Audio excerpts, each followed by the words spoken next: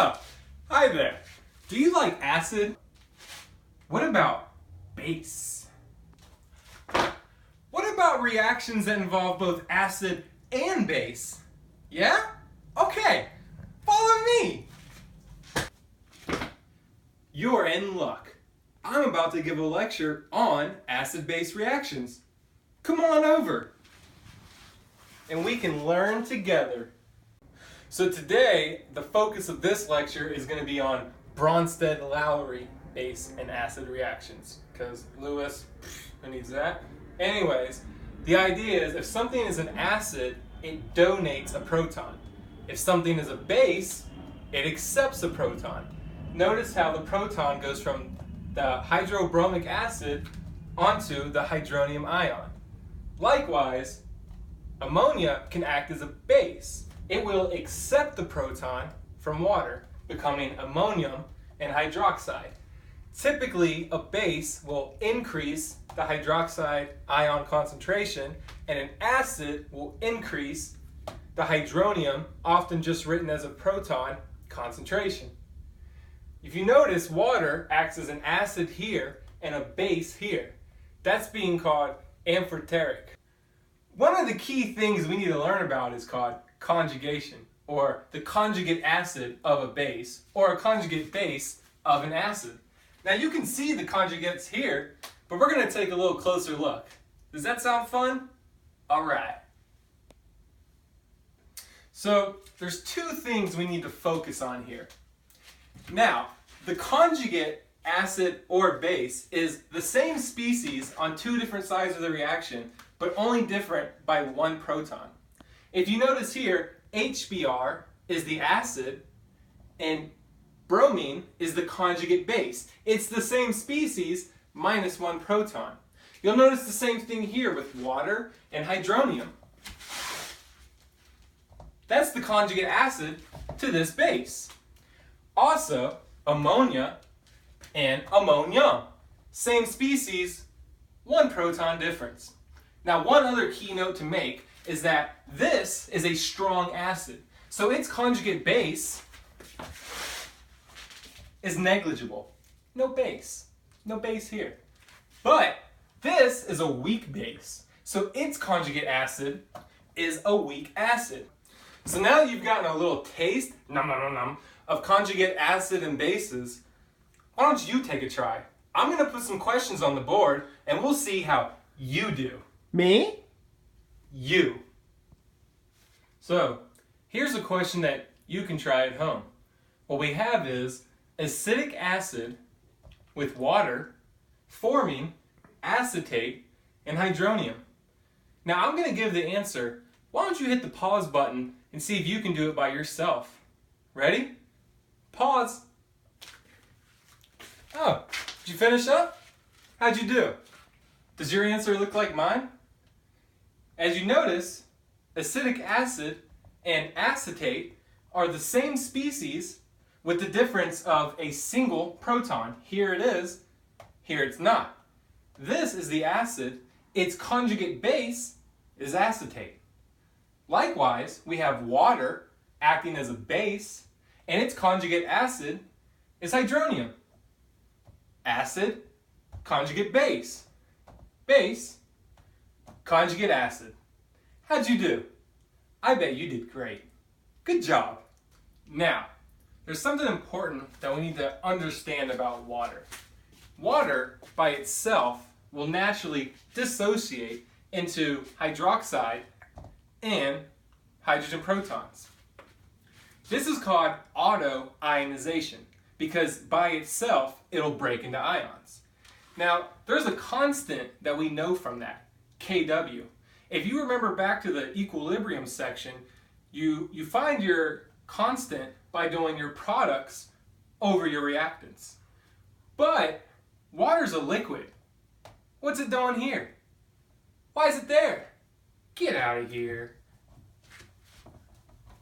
Okay, so what we have is Kw equals hydrogen ion plus hydroxide.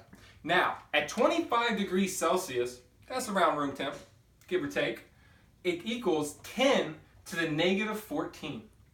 So if we have a neutral solution, that is, it's not acidic or basic, what you have is your hydrogen ion concentration will equal your hydroxide ion concentration, and that will equal 10 to the negative 7th, because 10 to the negative 7 times 10 to the negative 7 equals 10 to the negative 14. Now from this, we can do some interesting stuff. If we know one, we can find the other. And from that, we can find our pH.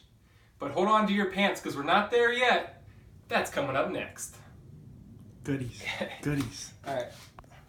Well, you've stuck around this long. Now it's going to pay off. Like I said, we're going to learn how to calculate the pH. So, what is the pH? What is it? I'll tell you. pH is the negative log, base 10 of course, of the hydrogen ion concentration. If you have a pH greater than 7, that's basic, nothing special. If you have a pH equal to 7, neutral. And if you have a pH less than 7, that's acidic. Now, if we know the pH, but we want to know the hydrogen ion concentration, how are we going to do that? How? Easy. What's the opposite of a negative log? It's 10 to the negative power. So if we know the pH, but we want to know the hydrogen ion concentration, it's 10 to the negative pH. Now, there's a couple other interesting equations we can get from this, which is that if we want to know the pOH, it's just negative log to the OH concentration. But we have pKw equals pH plus pOH, which equals 14. Now this is a very important equation because it helps you go from one to the other quickly. Tell you what, I'm going to put some questions on the board and we'll put you to the test. I have some questions for you to try. Are you ready? Now, here's what we got. A solution has a hydroxide concentration of 1.5 times 10 to the negative 5. Itty bitty. So, I want to know what is the hydrogen ion concentration. But we're not done. I also want to know what is the pH. You think you're done? Think again. Is this acidic, basic, or is it neutral? And as always, good luck. Now, when I did this, I took that equation that we learned earlier on and I mixed it up. So I knew my hydroxide concentration, but I wanted to know my hydrogen concentration. So, rearrange the equation, plug in what we know, and we can find that out.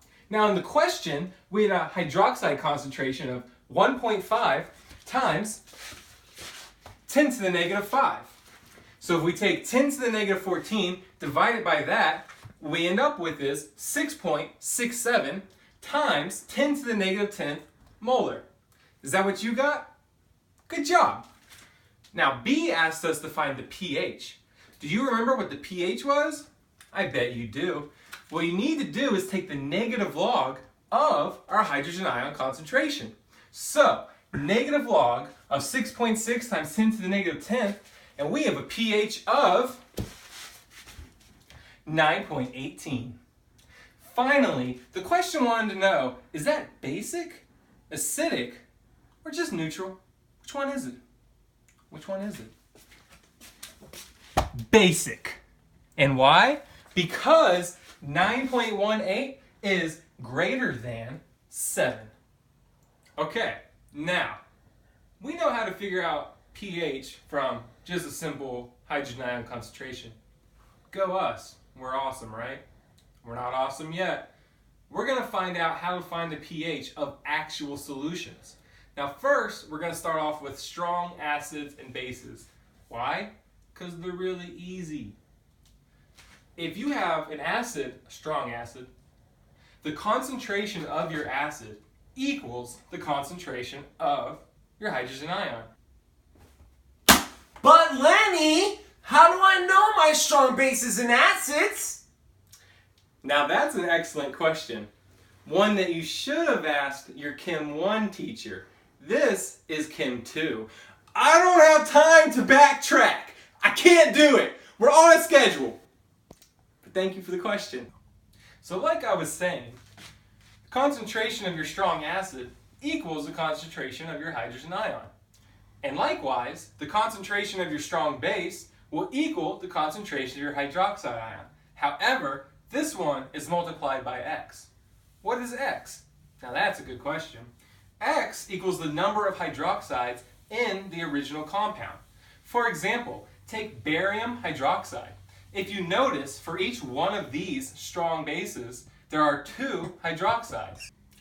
Now, that only counts for your bases with the hydroxides. When you see something like this, sulfuric acid, this is a strong acid, believe it or not. It's on the juice.